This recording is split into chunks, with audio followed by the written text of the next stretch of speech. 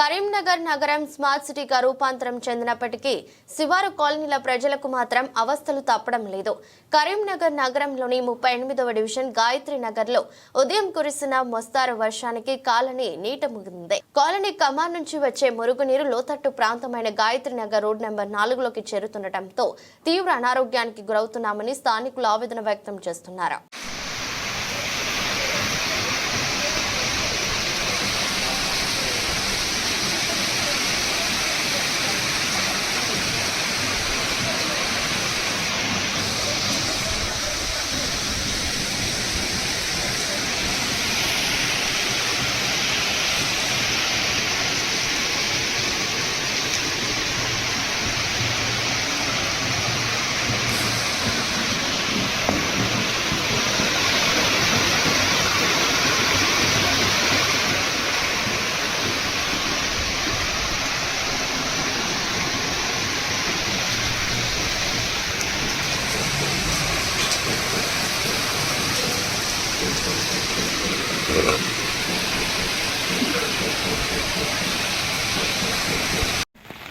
Municipal commissioner గారు, mayor గారు, మీకు కలెక్టర్ గారు అందరికీ ఇది చెప్పేది ఏమనగా అంటే ఈ మొత్తం రోడ్డు శ్మశాన వాటిక లెక్క మారిపోయింది.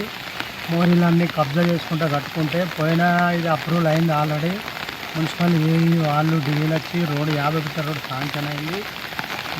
దానిలో కమిషన్ కక్కుర్తిపడి ఈ మోరీలు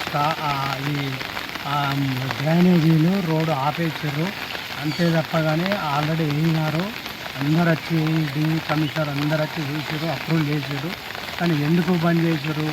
ఈ 50 ఫీట్ల రోడ్ను యథావిధిగా సీసీ రోడ్డు అర్జెంటు డ్రైనేజీలు కట్టి అర్జెంటుగా చేయాలి. ఈ మోరీ కొట్టుకొని చిన్నపిల్లలు కొట్టుకపోతుంది. పెద్ద మోరీ ఆడ చిన్నది, అక్కడ మసీదు నుంచి మొత్తం నీరు ఇటు వాడుతున్నాయి. అటున్న మోరీని డైవర్ట్ చేసి మోరీలు కబ్జా చేసి కట్టారు. ఇప్పుడు తెలంగాణ గవర్నమెంట్లో కాంగ్రెస్ ప్రభుత్వం వచ్చింది, హైడ్రా పెట్టింది. అది 100% సంతోషం. హైడ్రా పెట్టిందే మోరీలు కబ్జా చేయడానికి, కూలగొట్టడానికి హైడ్రా పెట్టిండు. దానికి గవర్నమెంట్ స్పందించి ఇటువంటి చిన్న చిన్న కబ్జా చేసిన ఇళ్లను కూల్చివేసి మోరీ యథావిధిగా ఒక 10 ఫీట్ల డ్రైనేజీ కట్టాలి. ఎందుకంటే కకృతి పడద్దు, ఎందుకంటే నాది పోతుందని లేదు. జనరల్గా యథావిధిగా డ్రైనేజీలు వెడల్పు ఉంటే యథావిధిగా నీరు పోతాయి.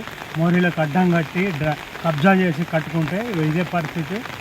చిన్నవారు కూడా ఒక అమ్మాయిని ఎత్తుకొని పోయి అడ్డం పట్టడం, మేము ఫోన్ తీసి కొట్టబట్ట వరకు వాళ్ళు పేరు నడుచుకుంటూ ఏడ్చుకుంటా అది అక్కడ కూడా బండి పడ్డది. ఈ మోరీకి కట్టయింది.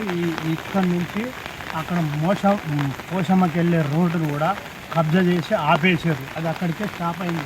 యథావిధిగా అక్కడ మంచి పెద్ద దేవాలయం పోషమ్మ టెంపుల్, అది రాంపూర్ పోషమ్మ దేవాలయానికి 50 ఫీట్ల రోడ్డు శాంక్షన్ ఆల్రెడీ ఉంది.